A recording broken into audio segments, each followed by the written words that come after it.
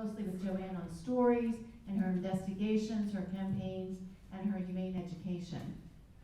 Jo-Anne is the subject of Canadian filmmaker Liz Marshall's documentary, The Ghost in Our Machine, which Miriam was just talking about. And her first book, which is also entitled We Animals, was published by Lantern Books in 2013. Her work has been featured in numerous publications, including Canadian Geographic, National Geographic Traveler, Days, Japan, Photo Life, Earth Island Journal, Point of View, and there is a long list. Her awards and accolades include the 2014 Institute for Critical Animal Studies Media Award, More Magazine's Fierce List, 2013 Toronto Compassion for Animals Award. Are you doing hand signals over there while I'm doing it? And CPO, you being fierce. One of CBC's top 50 champions of change, Farm Sanctuary's 2010 Friend of Farm Animals Award, the HuffPost Women's Top 10 Women Trying to Change the World, and she's one of 20 activists featured in the book, The Next Eco Warrior. Jo-Anne's from Toronto. She likes spending a little bit of downtime there when we can. We're glad she's with us today, and she's really been put through the ringer getting ready here, but I think you're ready. Are you ready? Welcome, Jo-Anne. She deserves a warm welcome.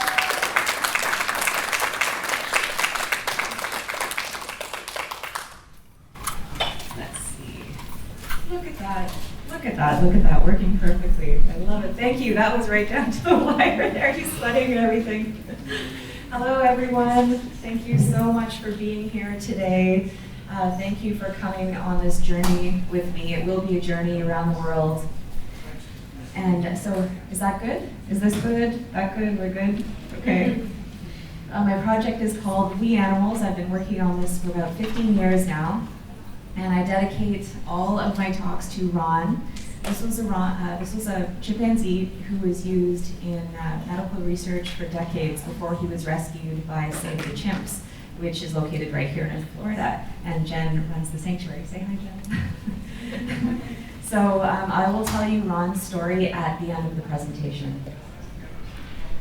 Now, I put animals in 3 categories.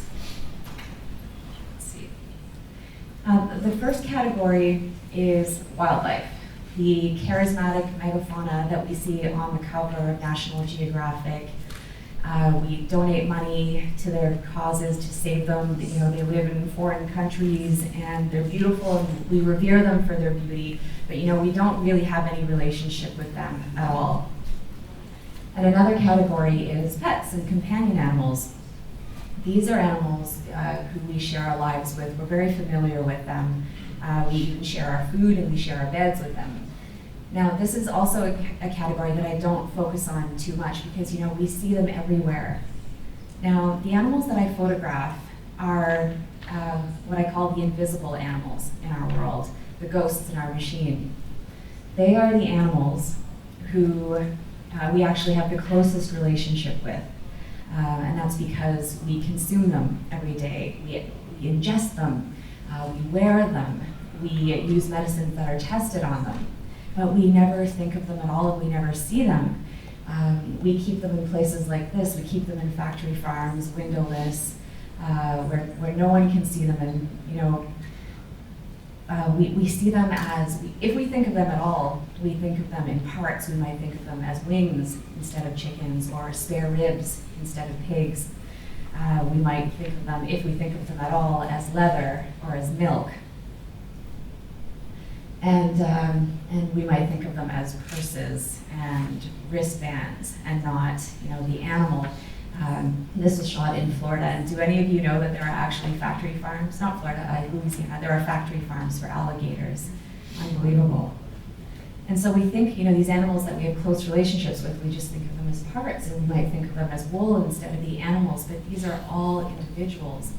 And so this is my job. I need to make these animals visible so that we can know and understand and care and make changes and make more compassionate choices. We might think of them as fur trim instead of foxes who live in conditions like these, or mink who live in conditions like these. The presentation isn't all horrible. And it's interesting too, we keep them in zoos because we're so detached from the natural world now, and we want to see them and we want to be near them. And we say that we love them. We love animals, so we keep them in conditions like these so that we can experience them. But it's a really warped way of having a relationship with sentient beings, isn't it? And this was also shot locally.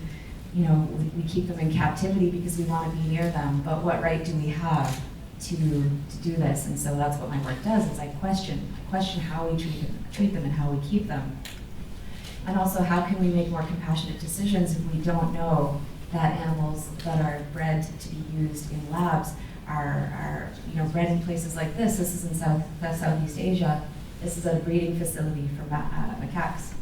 And they are kept here by the thousands and then shipped out around the world to be used. So my work really is just about getting people to see and to not turn away, which is very, very difficult. And it's difficult for two reasons. I think that we are innately compassionate. I don't think we're bad. We do a lot of bad things, but I think we're innately compassionate. And so when we see this, and it's so far removed from us, we don't know these things are happening. We don't know they're kept in factory farms like this. And when we see them, it hurts, and that's why we turn away. We don't want to face it.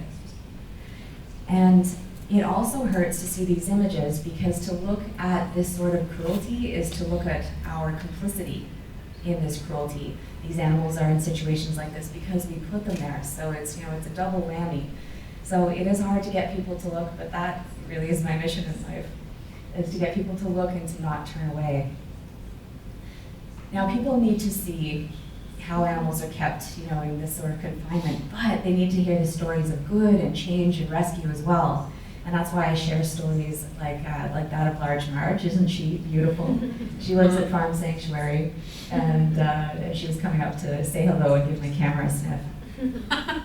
And on this journey, you'll meet other rescued animals like Nilla, which is short for Vanilla. And as you can see here, she's soaking for a pedicure. This picture was taken at Jungle Friends, which is also a wonderful sanctuary in Florida. And these are cotton top tamarins, and I love this picture because it looks like they were caught in the act. And this is just a few weeks after their rescue. And during this presentation, I'm going to take you over to Southeast Asia, where bears are kept in bear bile farms, and I'll explain what that's about. But you'll also meet animals who've been rescued from the bear bile industry, like Arcte here. And bears are so interesting for many reasons, and one of them is that they actually use the tops of their paws as plates. That's what she's doing here. And then we will go over to Africa, and I'll introduce you to some animals who've been rescued from poaching. And my favorite part of the presentation is to introduce you to wonderful people who are helping to change the world, make the world a better place. And we'll talk about what we can all do to make the world a better place. But I'm going to step back for a second here and just situate images and animal rights images for some of you who are documentarians as well, and who are taking pictures either professionally or at sanctuaries. What we're doing is very, very important. There are images like these that shape history, that galvanize people and bring us together. These are images that are unforgettable, and they change the world. And that's, what's going on right now with animal rights is historical. All of this work is historical. The changes are historical. I'm trying to photograph, and build an archive of what is and what should never be again. And like I said, the images connect us with one another, and they galvanize us, they bring us together. And what better example, I'm sorry to show this next horrible picture again, but what better example than this image and how the kinds of conversations that this image has started.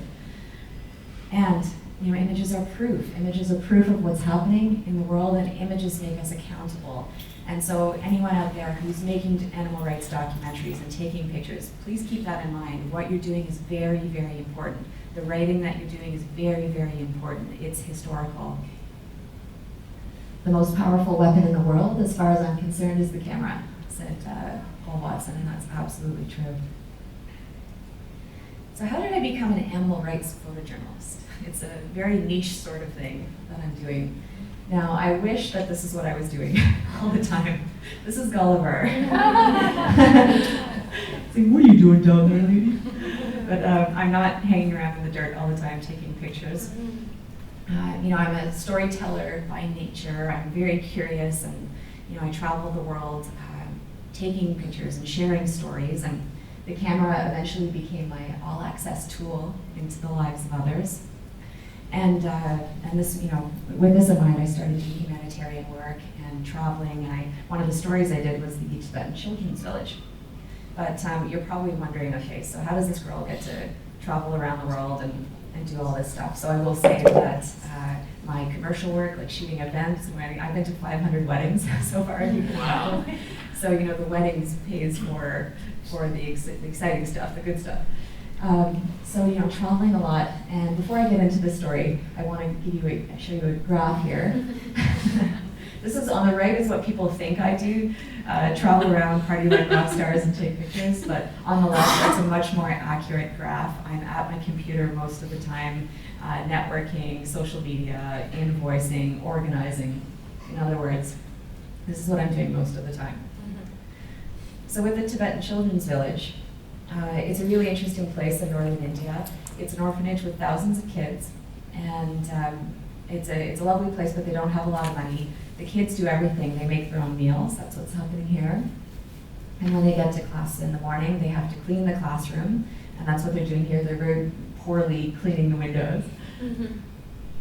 And these are the rooms that they live in, 18 to 20 per room. And isn't it funny that there's a poster of David Beckham? This is northern India.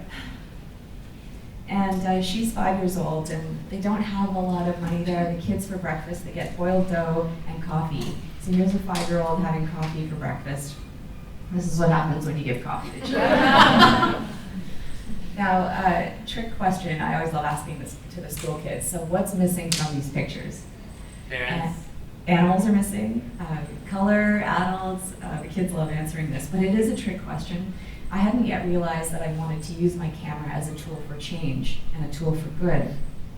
And what I was doing, you know, was traveling around, satisfying my own curiosity. I was taking pictures, and taking is the word here I want to focus on. I was taking them for me, for my career, for my enjoyment. But what I realized was that, well, I can give instead of take.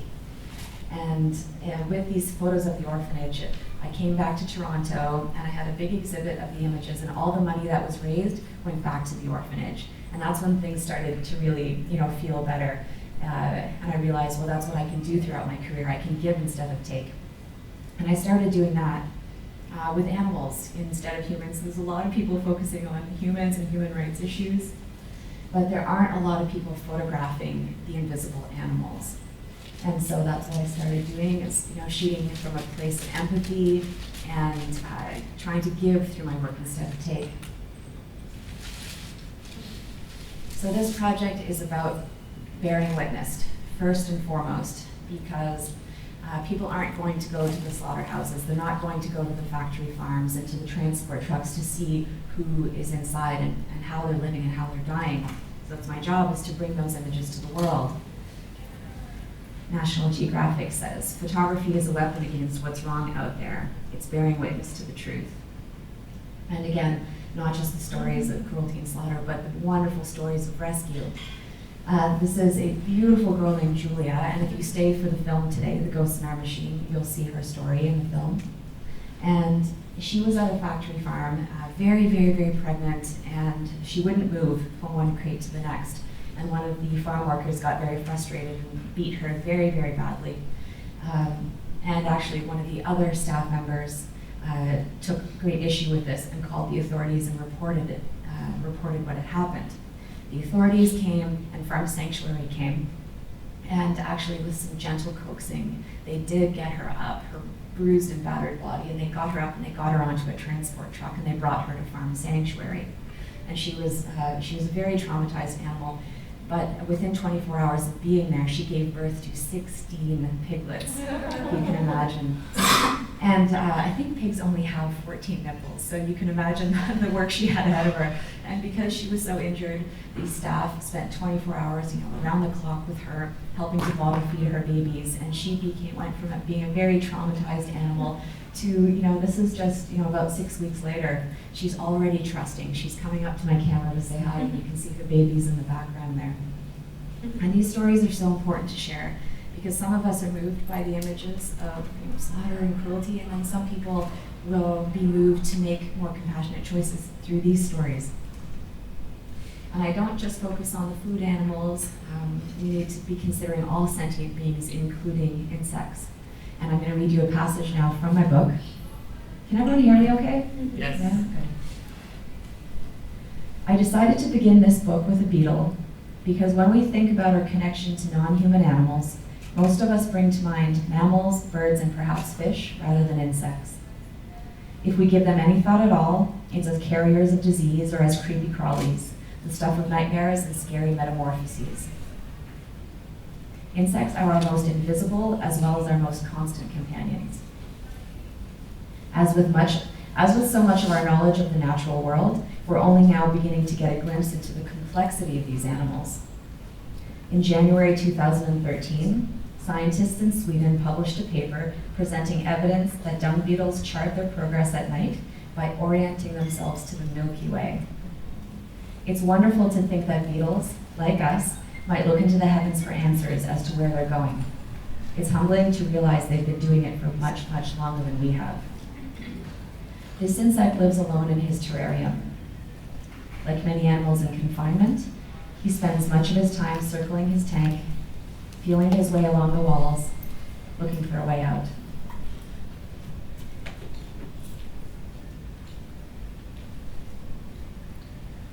What's happening in this picture, this is a stupid dog trick contest. And his stupid dog trick is to put his dog's entire head in his mouth. And this picture is really a commentary on us, isn't it? Because look at everyone having such a great time. And it's such an interesting example of how animals are around us and we just don't really see them. We're not looking at them, we're seeing our own experiences, and that's how we treat them. But how does this dog feel? And my work tries to reframe so that we see animals as someone, not something. I took this picture in Florida as well in the Everglades. There's a tourist, what is it called? Is it called Gator something? Gatorland or Gator Ranch. And I went to take pictures and document what happens there. And of course it's interesting to hold an exotic animal, and a lot of us want to do that. But we're just, it's funny, the animal is in plain view, but we're not seeing the animal, we're just experiencing something for ourselves. Now, if we stop to consider the animal, would we really do this? The alligator has his face taped up, and when they're not manhandling him, he's kept in a little box. And reframing to look at who we eat, not just what we eat.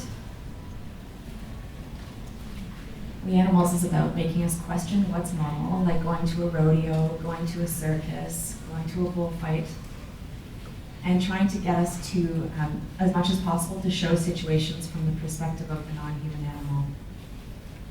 And pictures like these don't need description, do they? It's very clear what the animals are feeling, and we have no idea. So she's 20 minutes old, and she's still wet from birth, and you can see that she's been taken away from her mother, and she's being put into a wheel crate. What we see and what we are shown is often the surface of things, and I think that's why we get involved. We're presented with these ideas and the music and the artistry and the fanfare, but even though the animals are center stage, are we really seeing them? Are we seeing them for who they are as individuals? Well, this is Luke. And I've met Luke a few times now, and when he's not performing, he's chained up and he's swaying back and forth. And in this picture, the hose in the foreground was just out of reach, and he strained against his chains to reach for that hose. And then he got it, and he started playing with it, and he was happy for a moment. But then his trainers or his owners took the hose away, and then he resumed his swaying back and forth. Well, we don't know that these things happen. A great cartoon by Bizarro says, "That's interesting, I've always dreamed of running away and joining the jungle." We suffer from cognitive dissonance. This is defined as the inconsistency between one's beliefs and one's actions. And this little boy is my poster child for cognitive dissonance. He's training to be a bullfighter, I think he's about 6 or 7 years old. And I said, why do you want to be a bullfighter? And he said, because I love bulls. Interesting, eh? I wonder who taught him that. It's funny what we're taught when we're so young. And we love animals, we love them, and so we want to be with them, and we just do it the wrong way. We do things like this. There are booming swim with dolphin industries, and this is one in Hawaii. And I include this picture because it breaks my heart so much to show and see that that dolphin lives in this lagoon just on the other side of where he rightfully, belongs, which is that ocean, just on the other side of that hotel.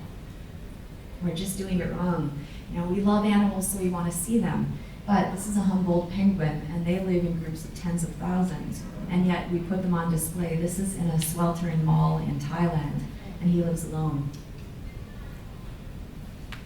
Her name is Kiska, and she lives alone. She was wild caught off the coast of Iceland, and she was caught with 5 others, and they all died. She was put in this tank, and she's lived there for 35 years. I've seen her a few times now, and in this tank, it takes her about 1 minute to circumnavigate this tank. So you can imagine what 35 years is like. I don't know if any of us can imagine it actually. She must be so lonely. And there's that rock in the bottom, and that's her only, bit of nature. Speciesism, this is a word that's, getting more and more known, thank goodness. The assumption of human superiority, which leads to the exploitation of animals.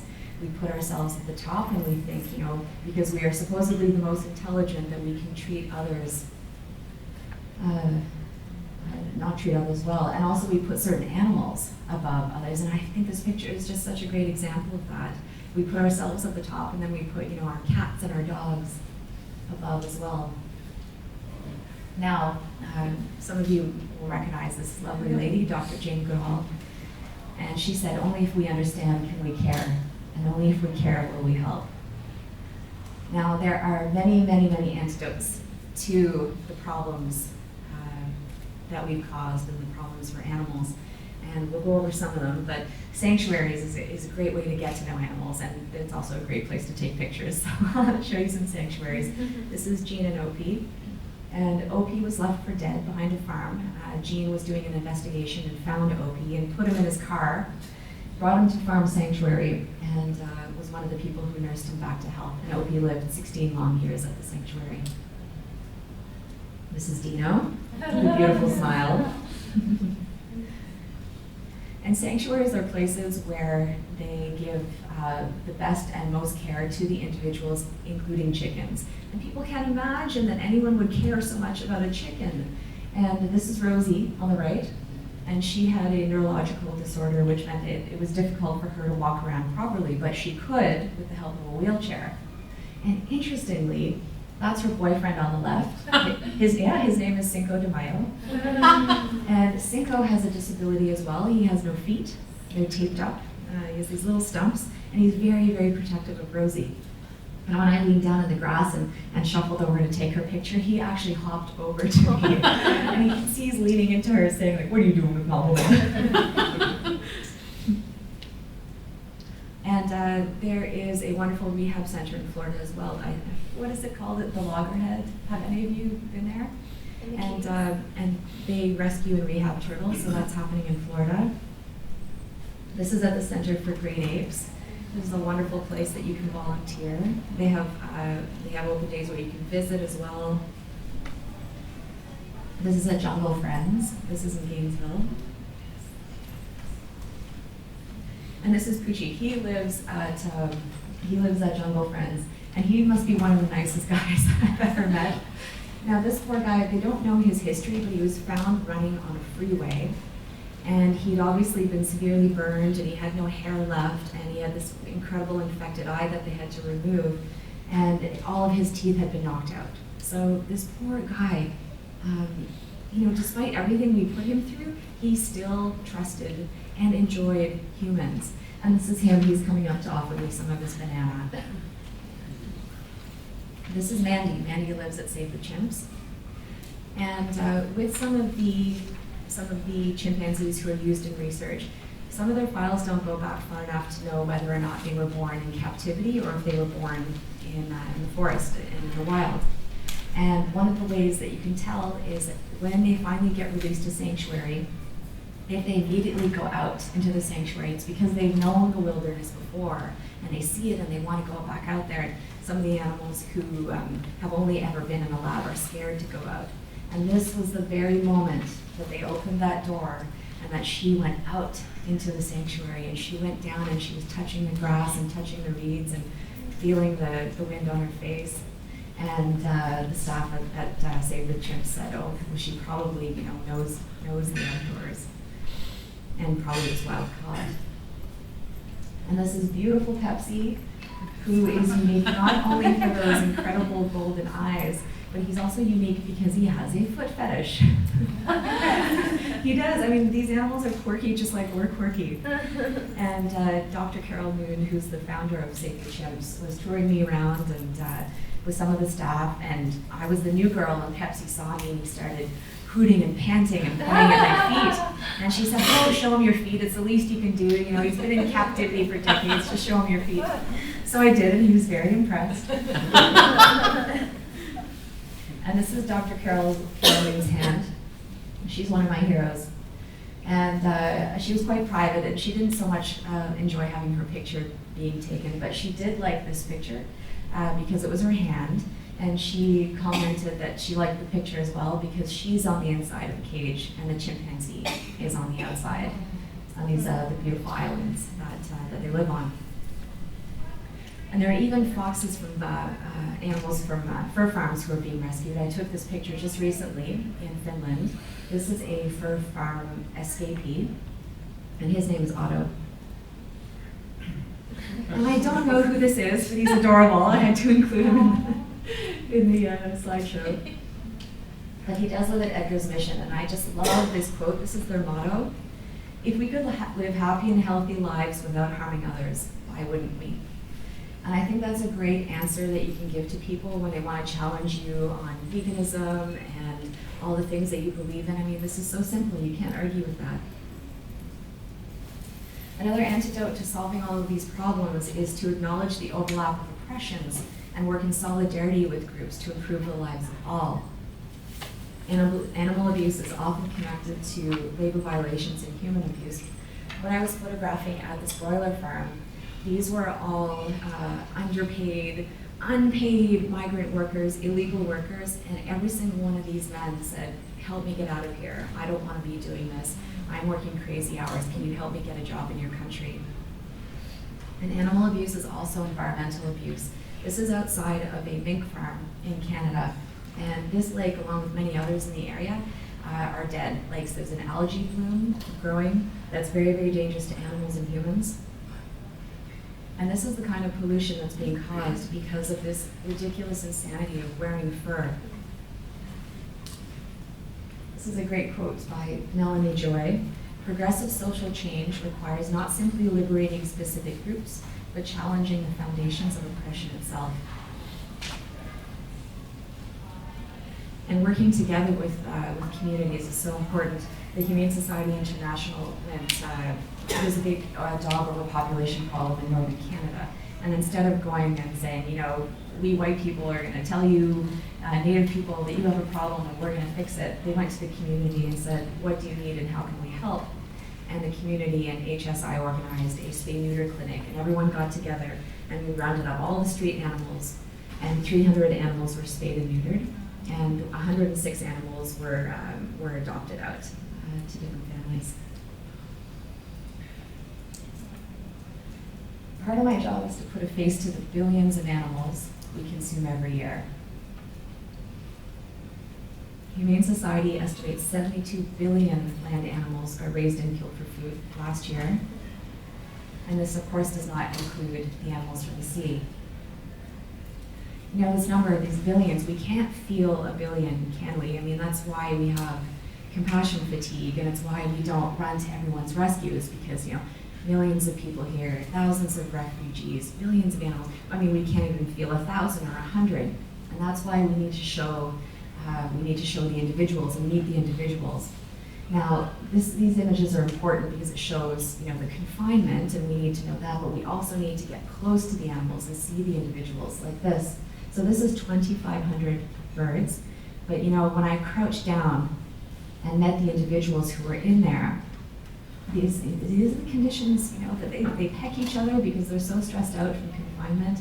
And these are animals that we're eating. Their bodies are brutalized like this, and we eat them. So we need to know, we need to meet the individuals. Because a billion isn't a billion is 1 + 1 + 1 + 1.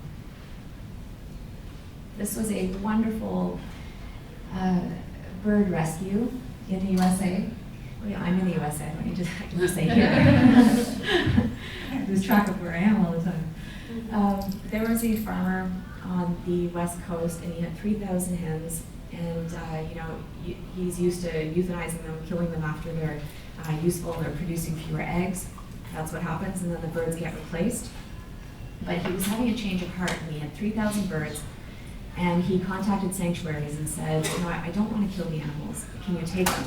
So who can take 3,000 birds? That's crazy. But you know, sanctuaries got together and they said, okay, we'll do that. And 1,100 of them were flown over to the East Coast to sanctuaries. And this is this moment where the plane has arrived with 1,100 birds. And someone paid for this charter flight. Can you imagine, like, a specific charter flight for flying 1,100 birds? And we don't know who this benefactor is, but we refer to this person as the henefactor. So here's the henefactor plane. Everyone's stressed out. We don't know how the birds have fared on the flight. So 3,000 birds becomes 1,100, becomes 10 to a crate, and everyone is so excited to meet them and make sure they're okay. And here's that moment where they're being released to the sanctuary for the first time. And each bird got individual care. A lot of them needed to be rehydrated. They had sub-Q fluids. And they had tremendously overgrown males because they've only ever stood on a cage. And they had mites, so they had to be deloused.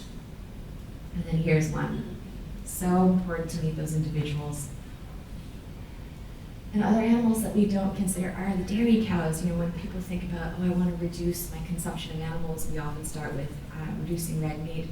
And yet there are these dairy cows who, you know, can live 20 and 30 years, but they're usually killed after 4 to 6 years because they're producing less milk. And this is Fanny. She's also in the film The Ghost in Our Machine. She's about 4 years old here, and she was considered a spent cow, and Farm Sanctuary intervened.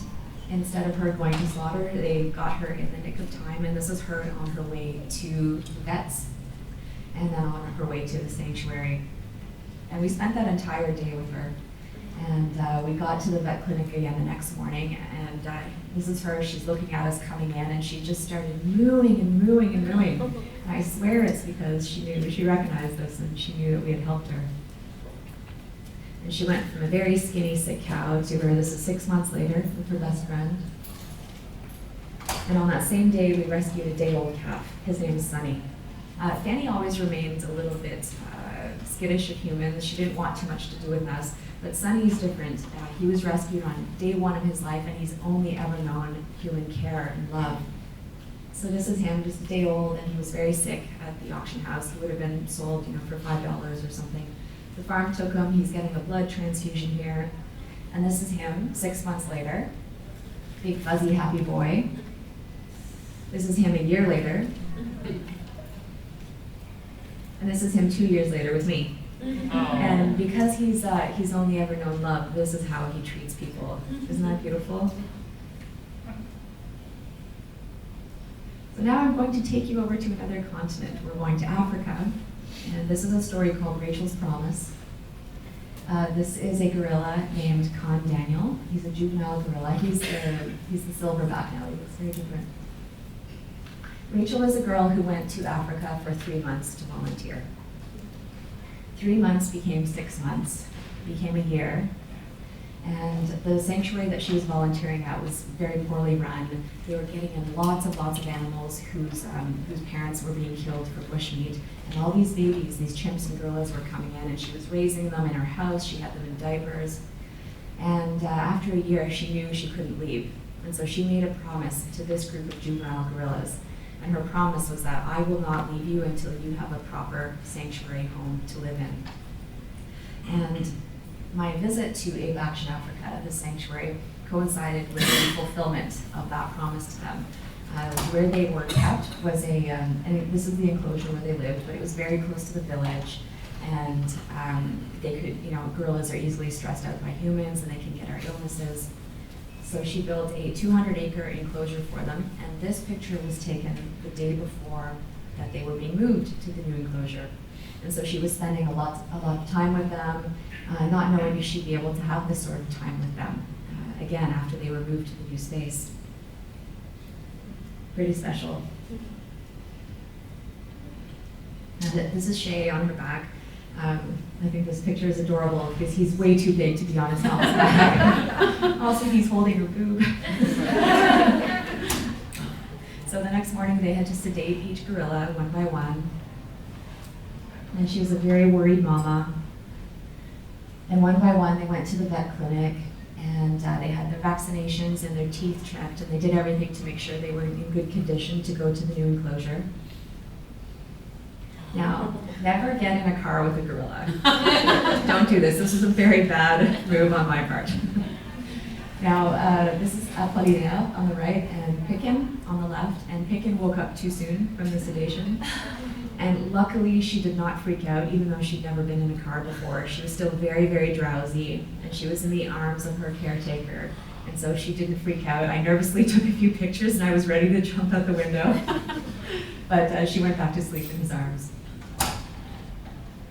And Rachel was in the new satellite cage. So there's a big satellite cage attached to the new forest enclosure. And that's where they can come in if they choose to eat and to sleep. And so they put the gorillas there, and she was with every single one of them as they came out of sedation to make sure they weren't nervous. And for 2 days she stayed there with them, looking after them, making sure they were getting used to their new space.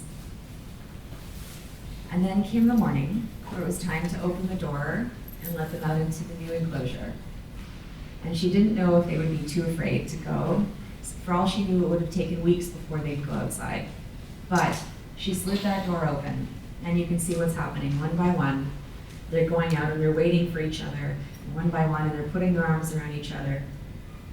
And then off they went. And the gorillas are running off together, and she's running after them, and I'm running after her. And off they went to explore the forest. And she had a good cry, and after I took this picture, she threw up her arms and said, "Okay, big man," referring to God, "you can take me now, I'll die happy." But she didn't die, she's still there. She's been there about 13 years now, and I think they have over 500 primates now. It's a wonderful place to volunteer and support. Water break.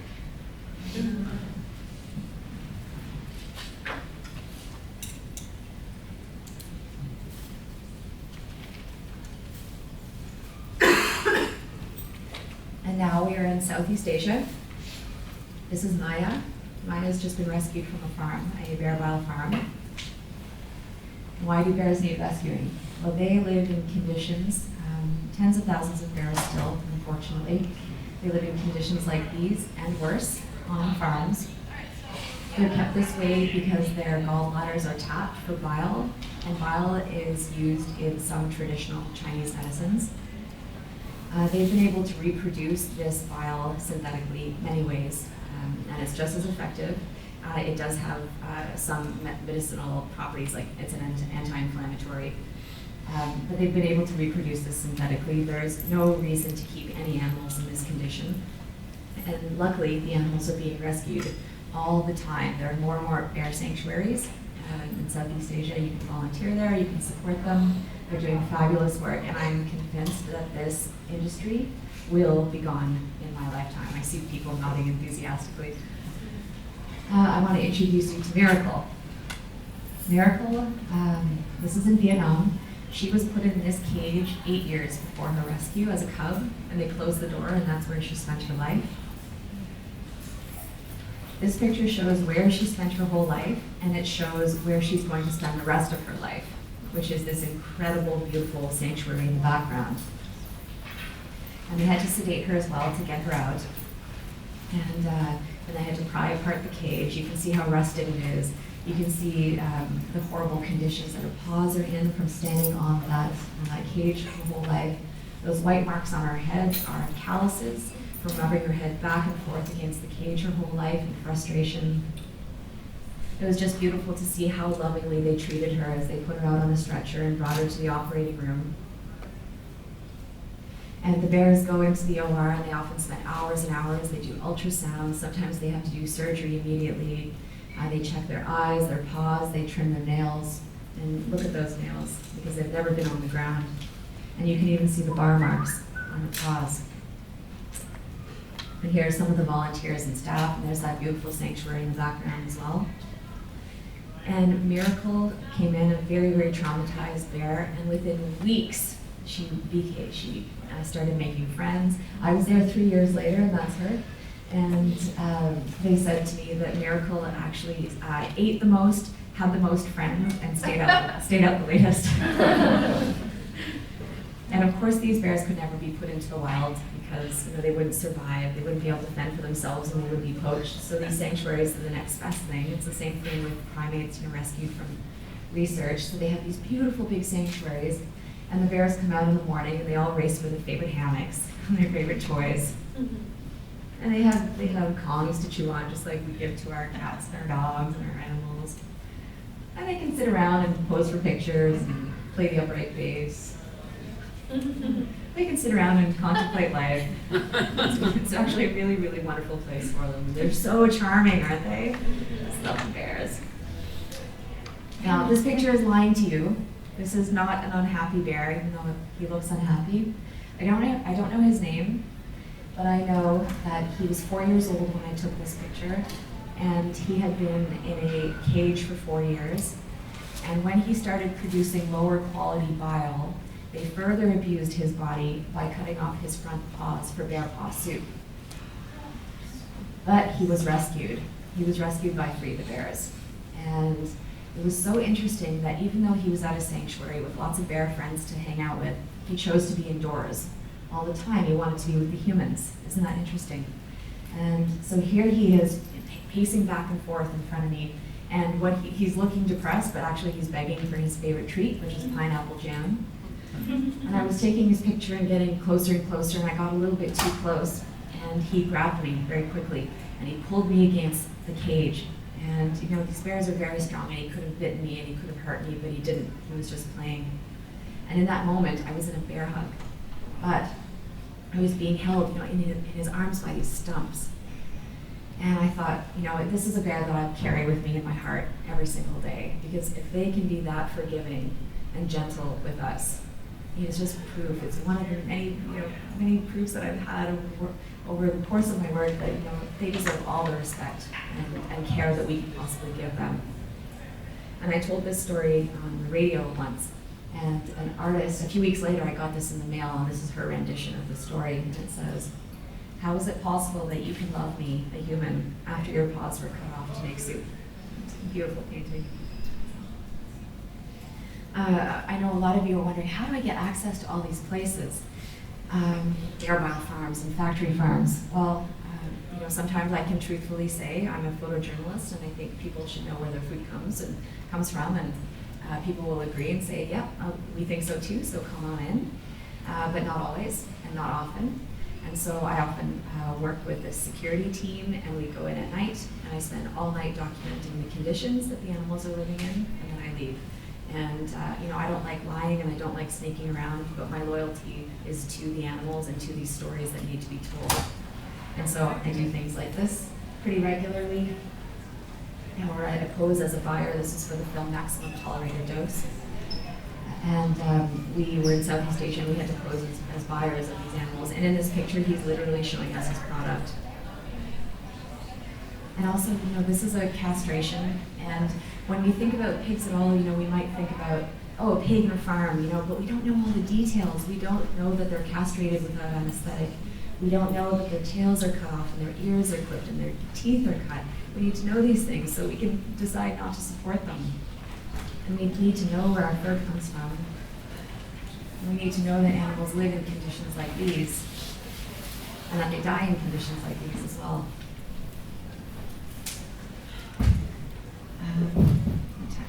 12:20, how many favorites are it? And then sometimes, in order to document, I just have to buy a ticket. And Do you think someone could stop people from coming in and out too much? It's a bit distracting. I can't hear you. Oh, I got it. thank you. It's just a bit distracting with all the people coming in and out. And sometimes I just have to buy a ticket in order to document what's happening. And this is greyhound racing in Australia.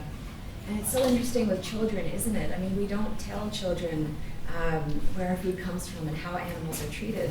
But, kids should really know. And here's a child who's really, really interested in this dog and wants to touch with the dog. But what would that child feel, and how would she react if she knew that if that dog doesn't run fast enough, that the dog will be destroyed? That's the word they use instead of killed. But people need to know.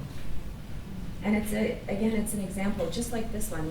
The animals are in full view. That's why we go there, but we get caught up in the races and the music and the commentary, and we don't think of the animals. And this is the best example of that. This is, with bullfights, the bulls are at the center of everything, as in this picture. But we're not thinking of them as individuals, are we? We're just caught up with the artistry and the music. And it's just so interesting that they're, even in plain sight, they remain invisible to us. And so that's my job, is to just get people to look and to not turn away. Now, to wrap up, now you know what I do to help animals. I take pictures and tell stories. But what can we all do to make the world a better place? I have a few suggestions. And the best way to avoid being overwhelmed is to become part of the solution and take part and help any way you can. And to use your skills. You'll be able to do this with a lot more happiness and longevity if you're doing what you enjoy doing. This is a scientist named Melissa Amarello, and she did her undergrad and then her master's doing behavioral studies on snakes. And she was going to continue on to do a PhD on snakes. But she had a change of heart at that time. Her advisor said, okay, well, you're done with your 4 rattlesnakes now, so you euthanize them. And she said at that point, she realized that snakes didn't need another scientist, they needed an advocate. And so she ditched the PhD and she started a group called Social Snakes. And she did not kill her rattlesnakes, she brought them home. They live in her house with her cats and her dogs in huge terrariums, and the snakes get outside every day in the backyard. Oh my God. Yeah, for sun and stretching. And we can do things like speak up at City Hall and to our political representatives. This was in Toronto when we were trying to get a ban on shark fin products, which was successful. Hundreds of people took time out of their busy day to speak for 5 minutes in City Hall. It was wonderful. And we can build compassionate communities and bring humane education to schools. We can volunteer, that's a very easy one. And we can encourage people to adopt instead of buy. This looks like a pretty average picture, a dog in a car, no big deal, but what makes this so interesting is that this dog was born and raised in a lab. She's 1 year old and she's just been adopted, and this is her first car ride, and she's on her way home to her forever home. And for all you photographers out there, you can help local shelters have better pictures of the animals. The statistic that I've heard in Canada is that when there's a good image of an animal for adoption, the adoption rate within 1 week is actually 100%. And it's so interesting how we have so many pictures like the one, the cowering dog. And of course, people won't want to adopt a dog who looks like that. So that's a great way to help out. And we can avoid tourism that involves the use and abuse of animals. And that includes local places like in the Everglades, going around and chasing after the few animals that are left and taking photos of them and then going to buy their body parts. It just doesn't make sense. And we can support sanctuaries, rescue efforts, and wildlife centers instead of zoos and aquariums. And we can report cruelty. I won't tell you the whole story of this dog, but the short story is that because a concerned neighbor was worried about this animal being outside all winter, steps were taken and the dog was rescued. And we can bear witness and report on what we've seen. We can look inside transport trucks. We can ask questions, and we can tell people and spread the word. And this is the easy one, isn't it? We can eat our way to the revolution. We can, consume differently. We can consume fewer animals. It's very easy. It's good for the animals. It's good for us. It's good for the environment. In other words, eat your veggies, folks. And this is a great place to go out and explore all the beautiful food that we can have. This is Prince. And he actually ate that whole head of celery. He was super into it. And we just have to consume less and consume differently, because there is so much waste in this world. And this is a really easy one. If you're buying with the cruelty-free logo, if you have people who are in your life who don't want to make any changes, you can push for this one.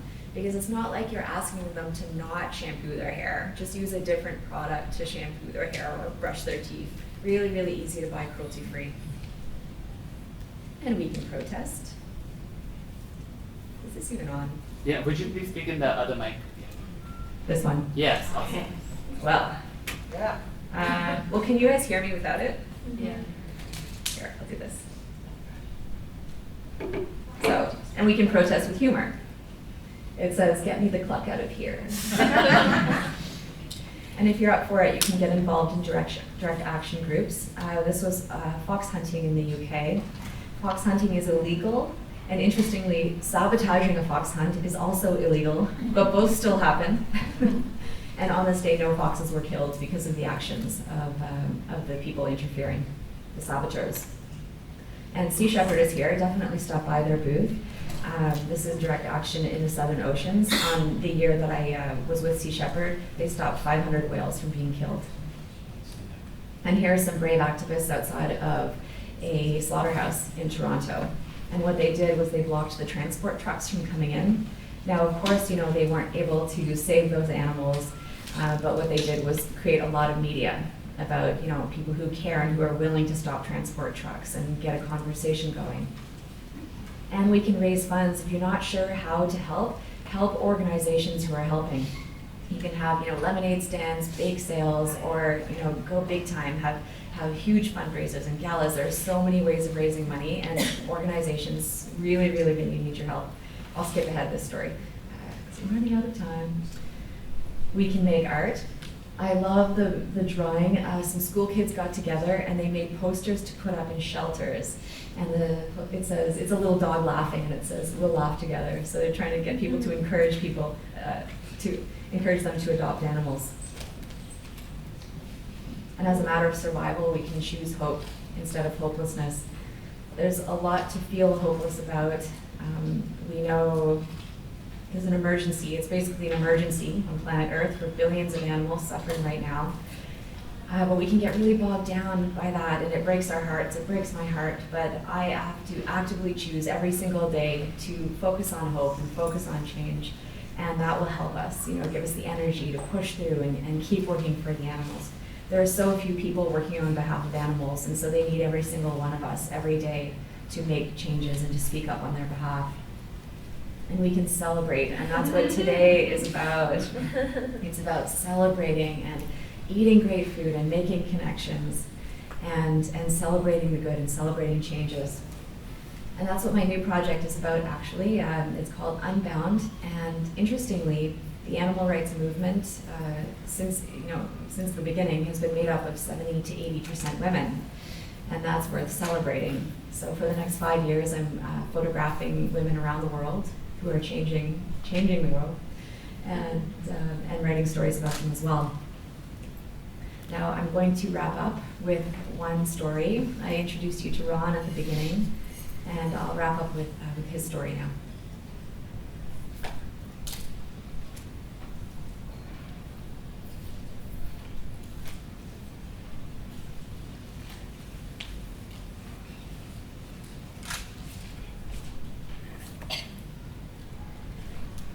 Ron, so the records say, was born on September 1st, 1976, although it's now thought that he was born 3 years before.